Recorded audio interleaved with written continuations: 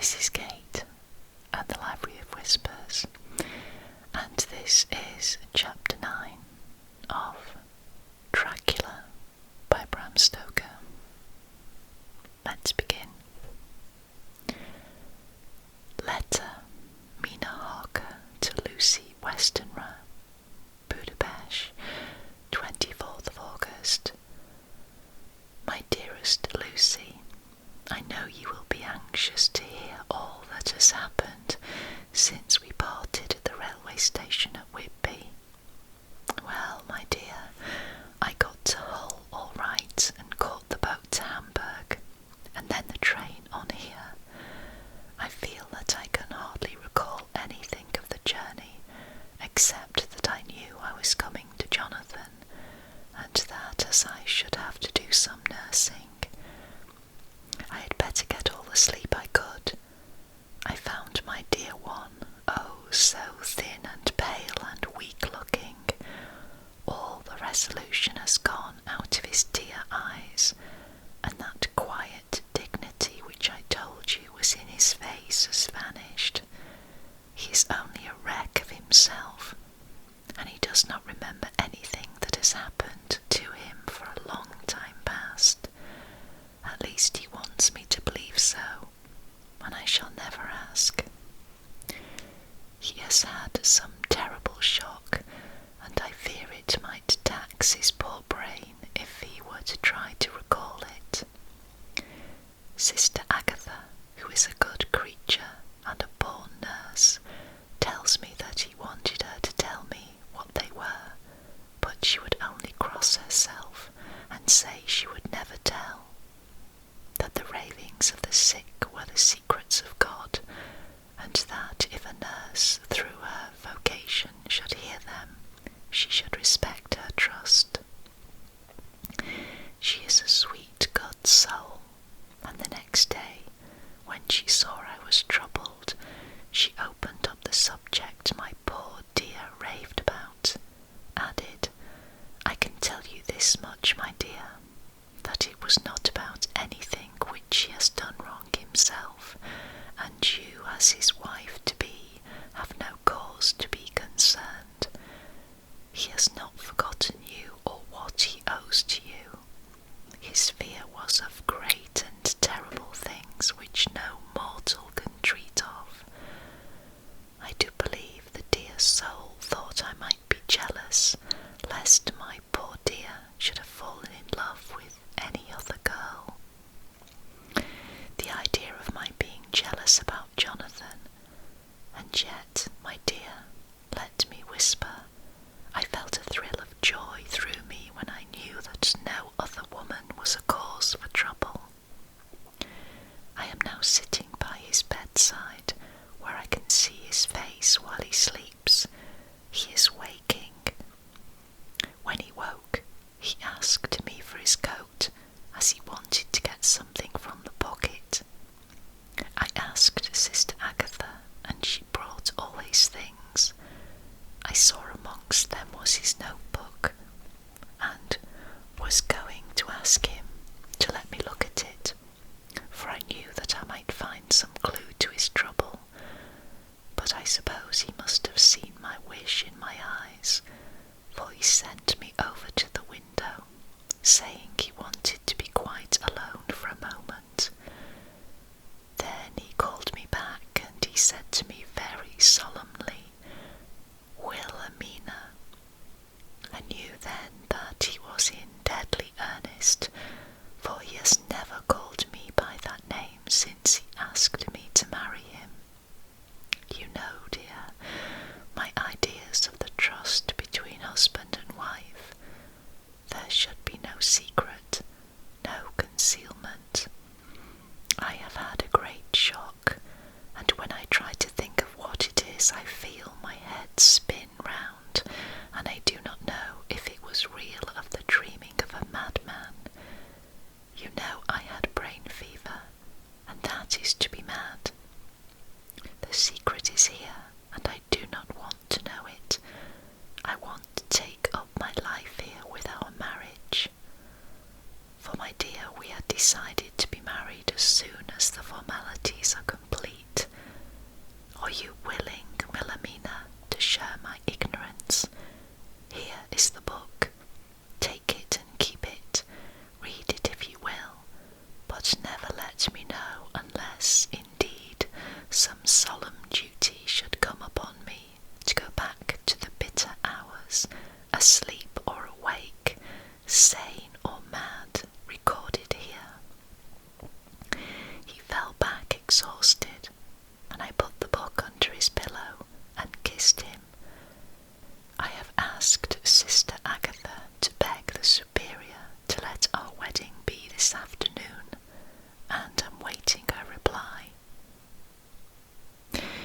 She has come and told me that the chaplain of the English Mission Church has been sent for. We are to be married in an hour or so, as soon as after Jonathan awakes. Lucy, the time has come and gone. I feel very solemn, but very, very happy.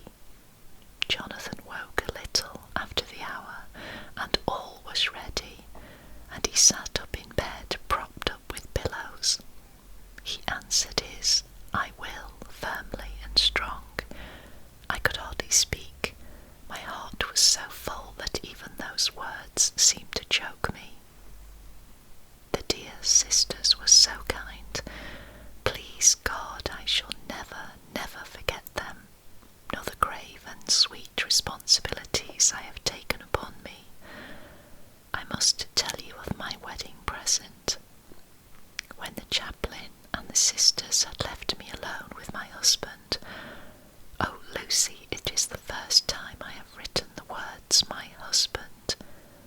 Left me alone with my husband, I took the book from under his pillow and wrapped it up in white paper and tied it with a little bit of pale blue ribbon which was round my neck, and sealed it over the knot with sealing wax, and for my seal I used my wedding ring.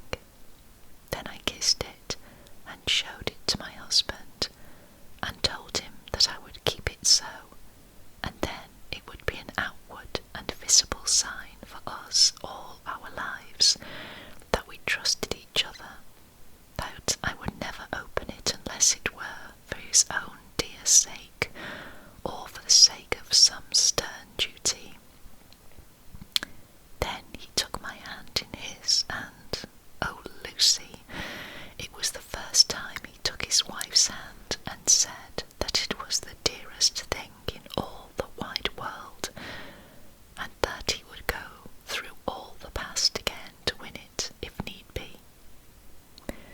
The poor dear meant to have said a part of the past, but he cannot think of time yet, and I shall not wonder if at first he mixes up not only the month, but the year. Well, my dear, what could I say? I could only tell him that I was the happiest woman in all the wide world, and that I had nothing to give him except myself, my life, and my trust, and that with these went my love and duty for all the days of my life. And, my dear, when he kissed me and drew me to him with his poor weak hands, it was like a solemn pledge between us. Lucy, dear, do you know why I tell you all this?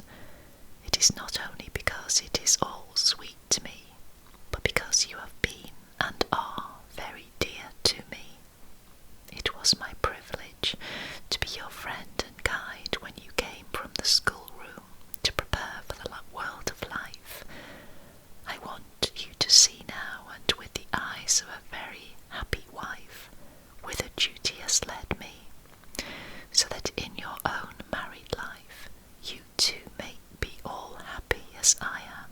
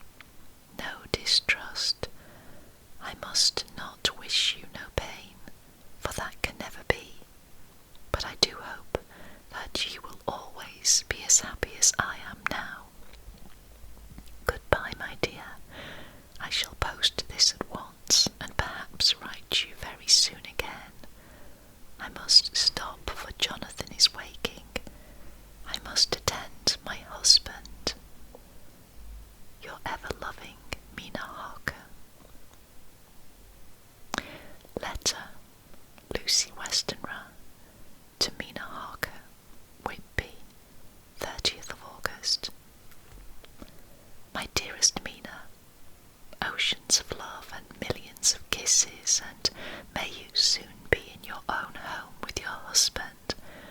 I wish you were coming home soon enough to stay with us here. The strong air would soon restore Jonathan. It has quite restored me. I have an appetite like a cormorant. I'm full of life and sleep well. You will be glad to know that I have quite given up walking in my sleep. I think I have not stirred out of my bed for a week. That is when I once got into it at night. Arthur says I am getting fat. By the way, I forgot to tell you that Arthur is here. We have such walks and drives and rides and rowing and tennis and fishing together, and I love him more than ever.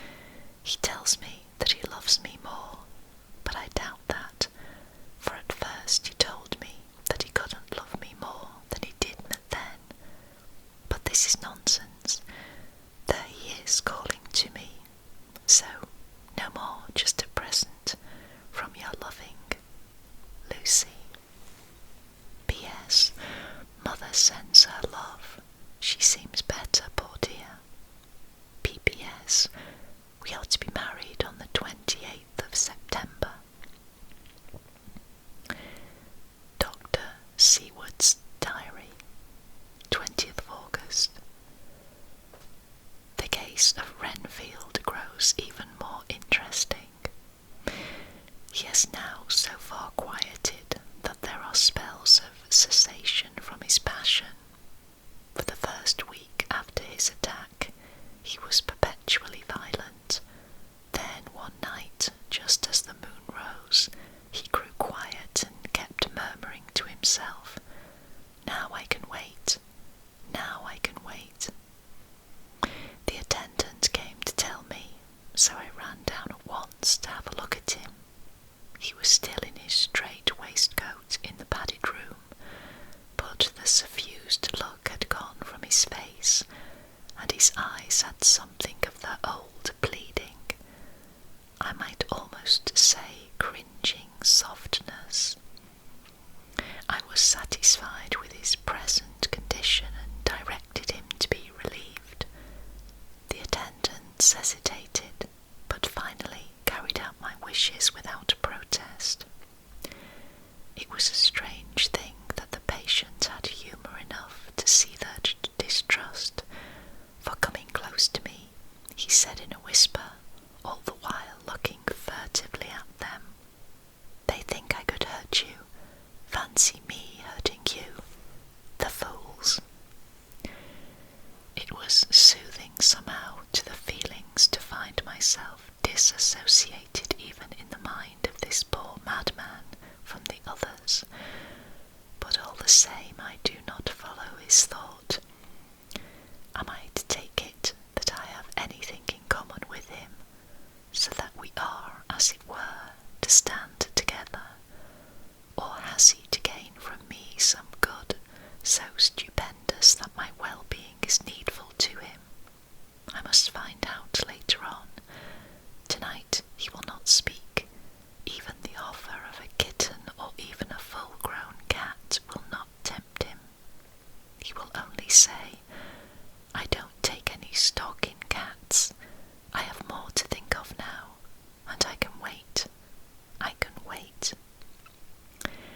After a while I left him.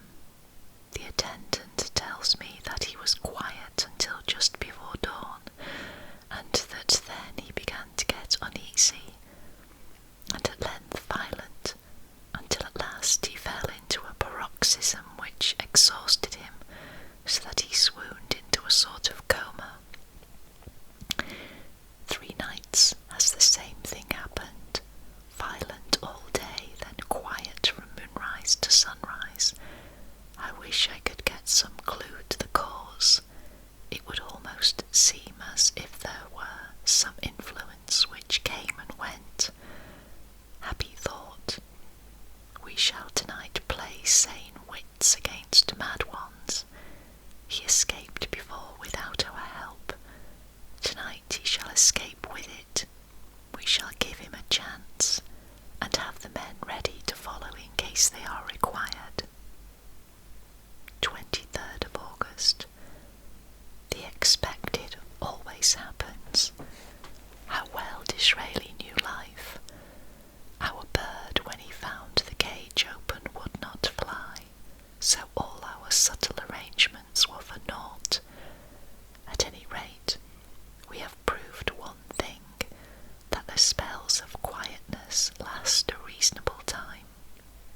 shall in future be able to ease his bonds for a few hours each day.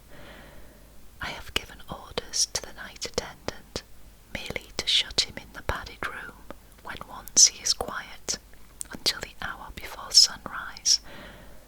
The poor soul's body will enjoy the relief even if his mind cannot appreciate it. Hark! The unexpected again. I am called. The patient has once more escaped. Later, another night adventure. Renfield artfully waited until the attendant was entering the room to inspect. Then he dashed out past him and flew down the passage. I sent word for the attendants to follow. Again he went into the grounds of the deserted house, and we found him in the same place, pressed against the old chapel door. When he saw me, he became furious, and had not the attendants seized him in time, he would have tried to kill me. As we were holding him, a strange thing happened. He suddenly redoubled his efforts, and then as suddenly grew calm. I looked round instinctively, but could see nothing. Then I caught the patient's eye and followed it, but could trace nothing as it looked into the moonlight sky, except a big bat which was flapping its silent and ghostly way to the west. Bats usually wheel about, but this one seemed to go straight on, as if it knew where it was bound for, or had some intention of its own. The patient grew calmer every instant and presently said, "You needn't tie me, I shall go quietly."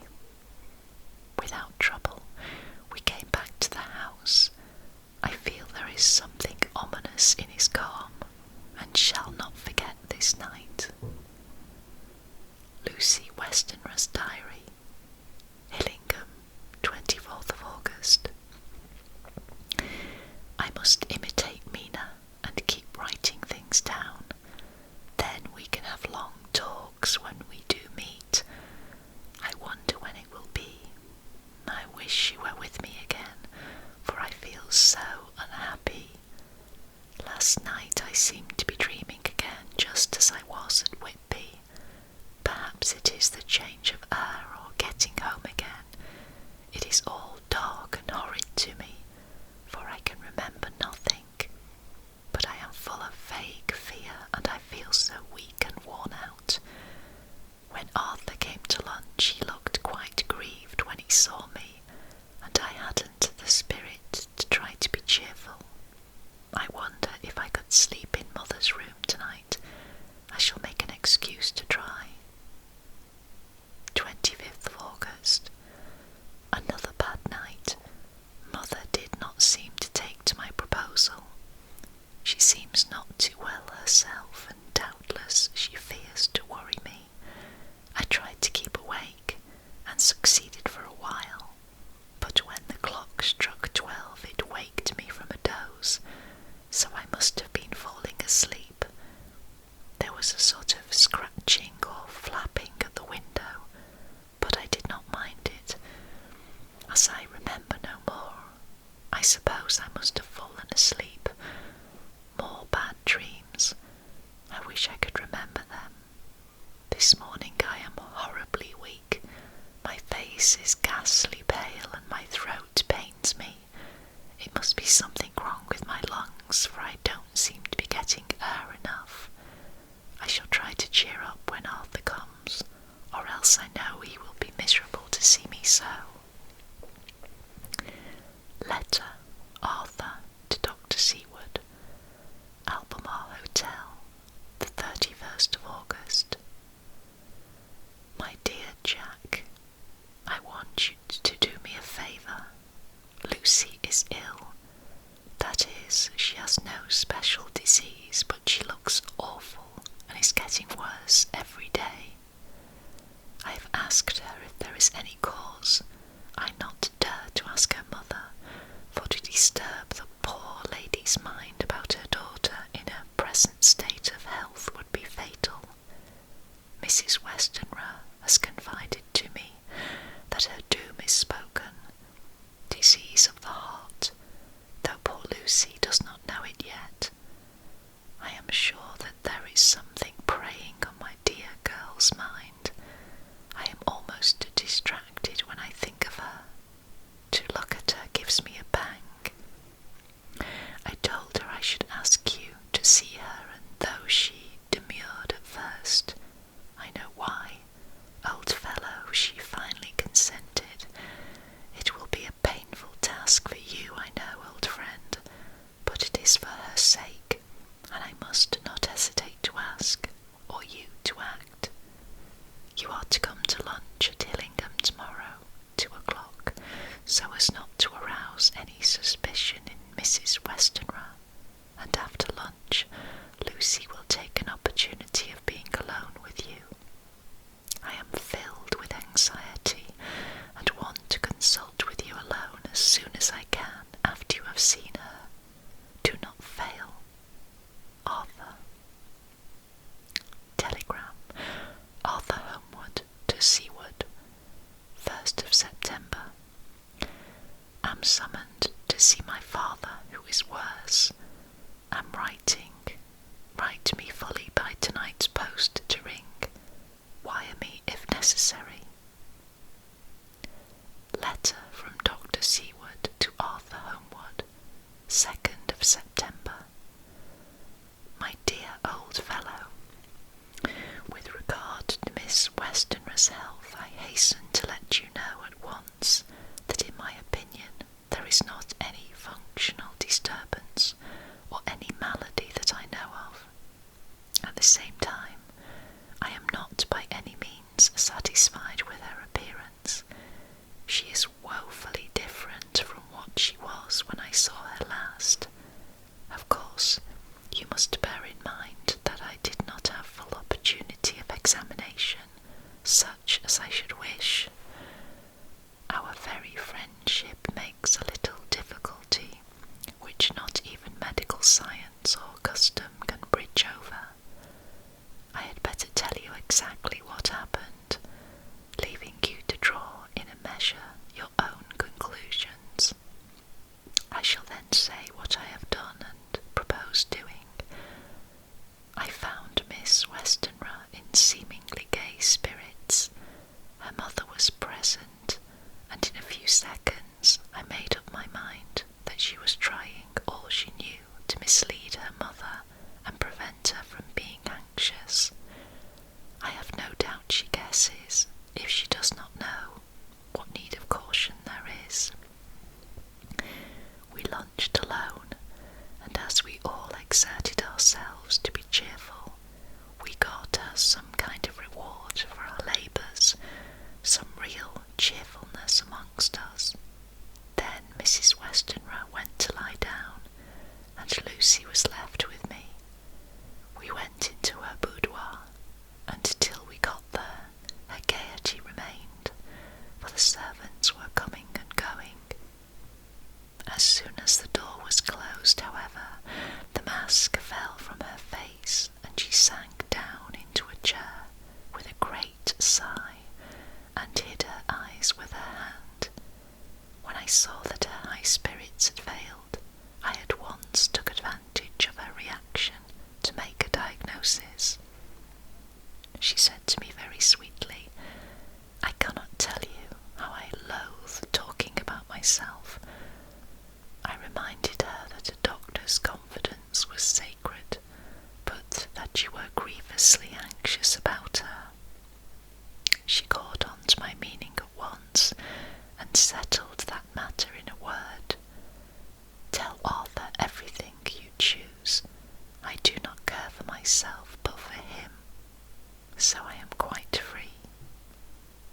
I could easily see that she was somewhat bloodless, but I could not see the usual anemic signs, and by the chance I was able to test the actual quality of her blood, for in opening a window which was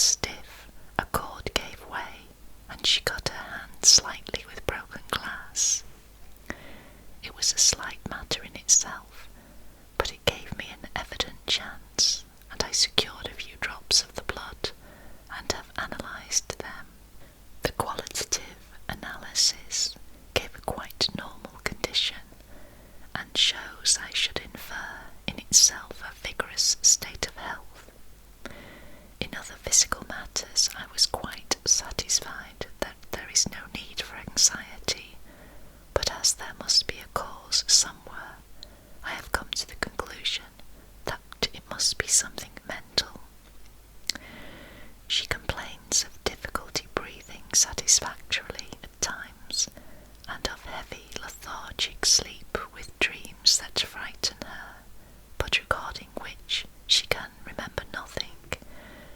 She says that as a child she used to walk in her sleep, and that when in Whitby the habit came back, and that once she walked out in the night and went to East Cliff, where Miss Murray found her, but she assures me that of late the habit has not returned. I am in doubt, and so have done the best thing I know of. I have written to my old friend and master, Professor Van Helsing of Amsterdam, who knows as much about obscure diseases as anyone in the world. I have asked him to come over, and as you told me that all things were to be at your charge, I have mentioned to him who you are and your relationship to Miss Westenra. This, my dear fellow, is in obedience to your wishes, for I am only too proud and happy to do anything I can for her. Van Helsing would, I know, do anything for me for a personal reason, so no matter on what ground he comes, we must accept his wishes. He is a seemingly arbitrary man. This is because he knows what he is talking about better than anyone else.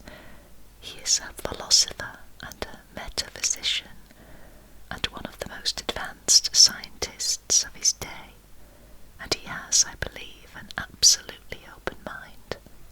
This, with an iron nerve, a temper of the ice brook, and indomitable resolution, self-command, and toleration exalted from virtues to blessings, and the kindliest and truest heart that beats. These form his equipment for the noble work that he is doing for mankind, work both in theory and practice, for his views are as wide as his all-embracing sympathy. I tell you these facts because you may know why I have such confidence in him. I have asked him to come at once. I shall see Miss Westenra tomorrow. Again. She is to meet me at the stores, so that I may not alarm her mother by too early a repetition of my call. Yours always, John Seward. Letter, Abraham Van Helsing, M.D., D.Phil, D.Lit, etc., etc., to Dr. Seward, 2nd of September. My good friend, when I received your letter, I am already coming to you. By good fortune, I can leave just at once, without wrong to any of those who have trusted me. Were fortune other, then it were bad for those who have trusted, for I come to my friend when he call me to aid those he holds dear. Tell your friend that when that time you suck from my wound so swiftly the poison of the gangrene from that knife that our other friend, too nervous, let slip, you did more for him when he wants my aids, and you call for them than all his great fortune could do. But it is a pleasure added to do for him, your friend. It is to you that I come. Have near at hand, and please it so arrange that we may see the young lady not too late on tomorrow, for it is likely that I may have to return here that night, but if need be, I shall come again in 3 days, and stay longer if it must. Till then, goodbye, my friend John. Van Helsing. Letter, Dr. Seward, to Honourable Arthur Homewood, 3rd of September.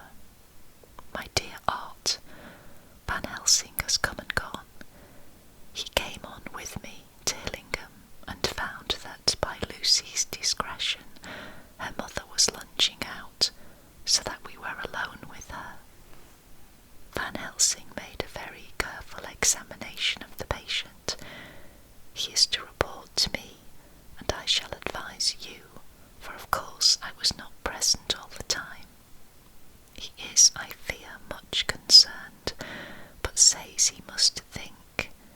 When I told him of our friendship and how you trusted to me in the matter, he said, "You must tell him all you think. Tell him what I think, if you can guess it, if you will. Nay, I am not jesting. This is no jest, but life and death, perhaps more." I asked what he meant by that, for he was very serious. This was when we had come back to town, and he was having a cup of tea before starting on his return to Amsterdam. He would not give me any further clue. You must not be angry with me, Art, because his very reticence means that all his brains are working for her good. He will speak plainly enough when the time comes, be sure. So I told him I would simply write an account of our visit, just as if I were doing a descriptive special article for the Daily Telegraph. He seemed not to notice, but remarked that the smuts of London were not quite so bad as they used to be when he was a student here. I am to get his report tomorrow, if he can possibly make it. In any case, I am to have a letter. Well, as to the visit, Lucy was more cheerful than on the day I first saw her, and certainly looked better. She had lost something of the ghastly look that so upset you, and her breathing was normal. She was very sweet to the Professor, as she always is, and tried to make him feel at ease, though I could see the poor girl was making a hard struggle for it.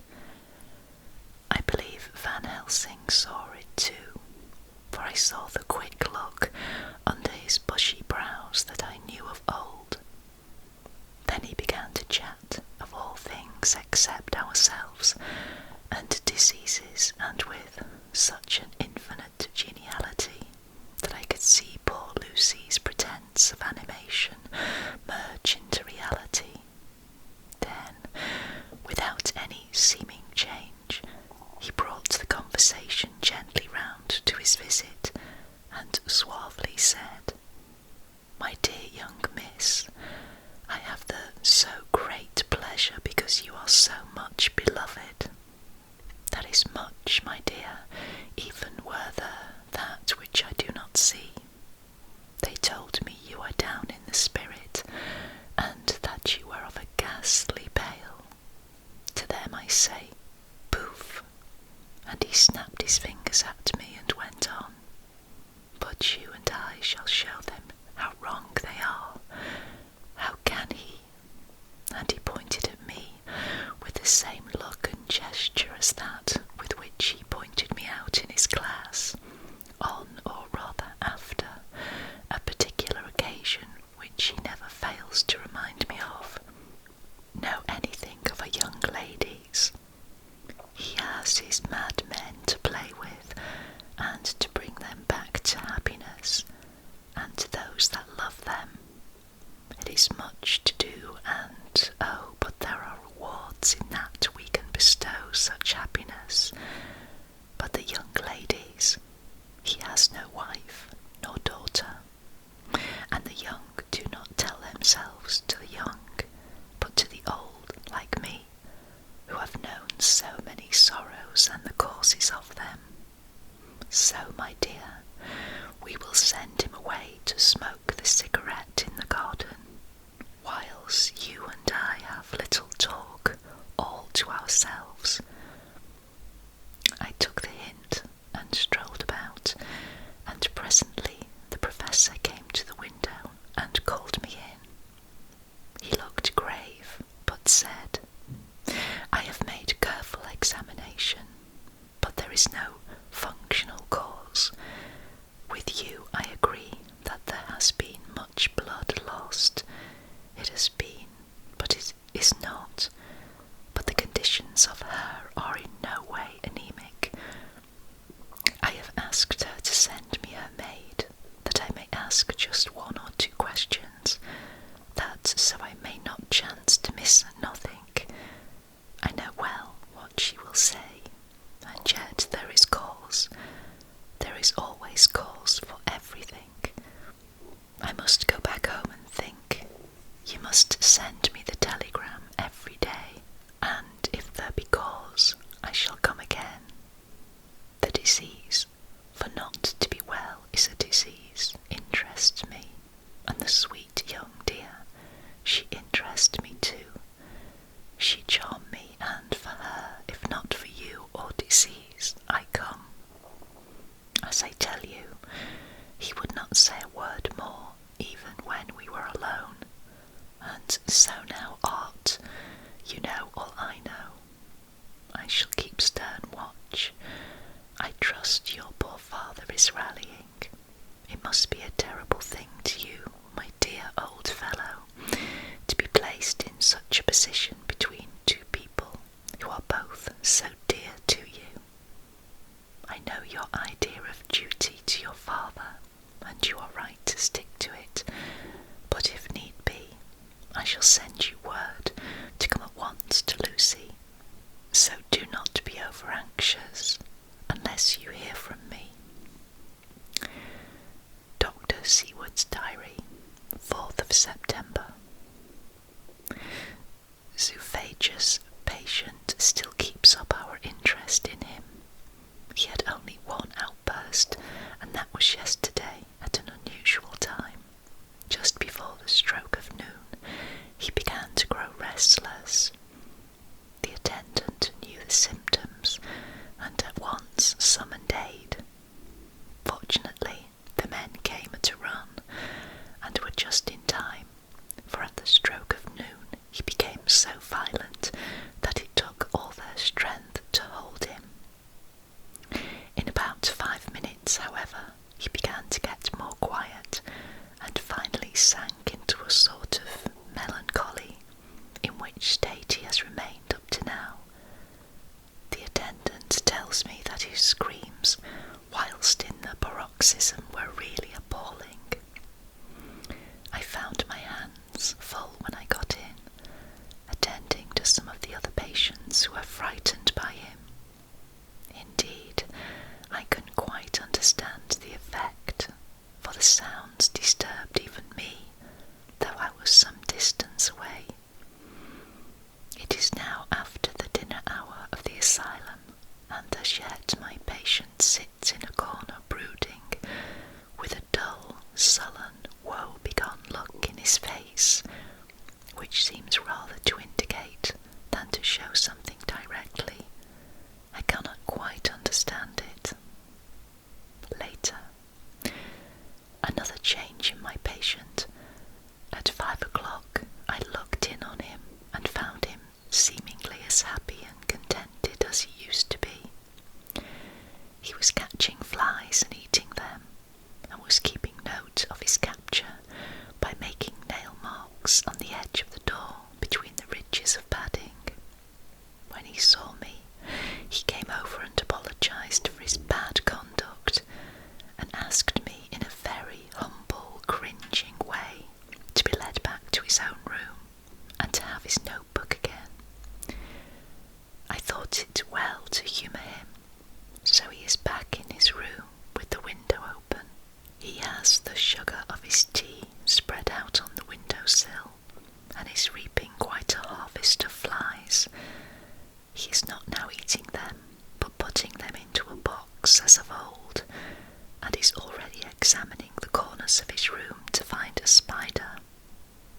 I tried to get him to talk about the past few days, for any clue to his thoughts would be of immense help to me, but he would not rise. For a moment or two he looked very sad, and said in a sort of far-away voice, as though saying it rather to himself than to me, all over, he has deserted me, no hope for me now unless I do it myself. Then suddenly turning to me in a resolute way, he said, Doctor, won't you be very good to me and let me have a little more sugar? I think it would be very good for me. And the flies, I said. Yes, the flies like it too, and I like the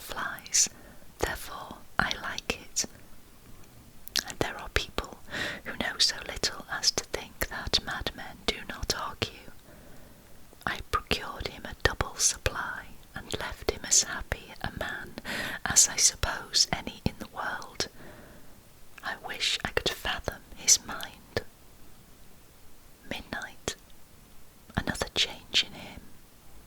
I had been to see Miss Westenra, whom I found much better, and had just returned, and was standing at our own gate looking at the sunset, when once more I heard him yelling. As his room is on this side of the house, I could hear it better than in the morning. It was a shock to me to turn from the wonderful smoky beauty of a sunset over London, with its lurid lights and inky shadows, and all the marvellous tints that come on foul clouds even as on foul water, and to realise all the grim sternness of my own cold stone building, with its wealth of breathing misery, and my own desolate heart to endure it all. I reached him just as the sun was going down, and from his window saw the red disk sink. As it sank, he became less and less frenzied, and just as it dipped, he slid from the hands that held him, an inert mass on the floor. It is wonderful, however, what intellectual recuperative power lunatics have, for within a few minutes he stood up quite calmly and looked around him. I signalled to the attendants not to hold him, for I was anxious to see what he would do. He went straight over to the window and brushed out the crumbs of sugar. Then he took his fly box and emptied it outside, and threw away the box. Then he shut the window, and crossing over, sat down on his bed. All this surprised me, so I asked him, "Are you going to keep flies any more?" "No," said he, "I am sick of all that rubbish." He certainly is a wonderfully interesting study. I wish I could get some glimpse of his mind, or of the cause of his sudden passion. Stop, there may be a clue after all. If we can find why today his paroxysms came on at high noon and at sunset, can it be that there is a malign influence of the sun at periods which affects certain natures, as at times the moon does others? We shall see. Telegram, Seaward, London to Van Helsing, Amsterdam, 4th of September. Patient still better today. Telegram, Seaward, London to Van Helsing, Amsterdam, 5th of September. Patient greatly improved. Good appetite, sleeps naturally, good spirits, colour coming back. Telegram, Seaward, London to Van Helsing, Amsterdam, 6th of September. Terrible change for the worse. Come at once. Do not lose an hour.